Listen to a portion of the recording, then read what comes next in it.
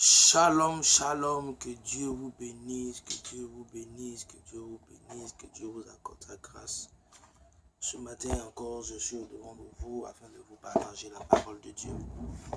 Et cette parole-là qui va vous tous nous édifier ce matin. Et mon texte est tiré dans le livre de 1 Samuel chapitre 9, à partir du verset 6 jusqu'au verset 9. Donc nous prions. Père, nous te bénissons, nous te rendons toute la gloire. Viens que tu prends le contrôle, que tu disposes tout, que tu sois présent, règne au milieu de nous. Prends le contrôle de ce moment. Merci de glorifier ton nom au nom de Jésus-Christ. Amen. Donc je lis 1 Samuel chapitre 9, verset 6 à 9. Le serviteur lui dit, voici, il y a dans cette ville un homme de Dieu, et c'est un homme considéré. Tout ce qu'il dit ne manque pas d'arriver. Allons-y donc, peut-être nous fera-t-il connaître le chemin que nous devons prendre. Saül dit à son serviteur, mais si nous y allons, que porterons-nous à l'homme de Dieu, car il n'y a plus de provisions dans nos sacs et nous n'avons aucun présent à offrir à l'homme de Dieu. Qu'est-ce que nous avons? Le serviteur reprit la parole et dit à Saül, voici, j'ai sur moi le quart d'un cycle d'argent, je le donnerai à l'homme de Dieu et il nous indiquera notre chemin. Toutefois en Israël, quand on allait consulter Dieu, on disait venez et allons au voyant, car celui qu'on appelle aujourd'hui le prophète était appelé autrefois le voyant.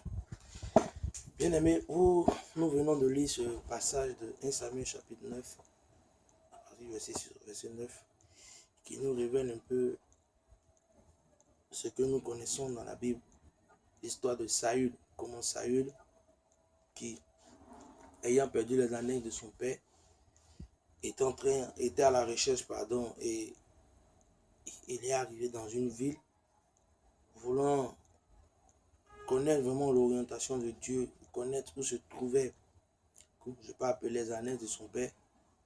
Il a eu une causerie avec son serviteur qui l'avait accompagné, que ce dernier lui dise, que ce prophète, lui dise où se trouveraient les années de son père. Et le serviteur qui a dit à son maître Saül que dans cette ville, il y a un prophète ici et c'est un homme considéré. Sûrement, tout ce qu'il dit arrive. Allons le voir. Et Saül, ayant la révélation, a dit, nous ne pouvons point aller voir cet homme de Dieu si nous n'avons rien à lui donner. Vous savez, consulter Dieu est un principe. Donc mon thème, c'est consulter Dieu ou la consultation chez Dieu.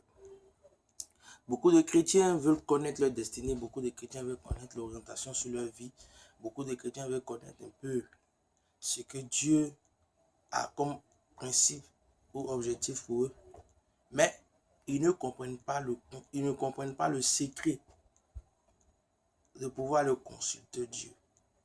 Saül avait compris la révélation que on ne paraît point devant la maison de l'Éternel les mains vides. Où l'homme de Dieu se trouvait, il était dans la présence de Dieu.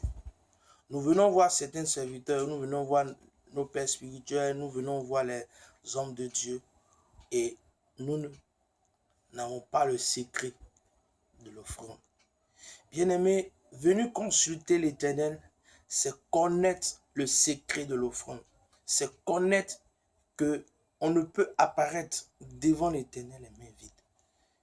On ne peut venir consulter, on ne peut venir apporter son sujet de prière sans s'aimer, sans donner, sans apporter une offrande. Non. L'homme de Dieu, lorsqu'il consulte, lorsqu'il prie, lorsqu'il amène nos sujets vers Dieu, et que en lui, comment je peux appeler, il ressent la faim, comment va-t-il intercéder? Quand nous partons dans la parole de Dieu, dans le lieu de Malachie, nous allons lire Malachie.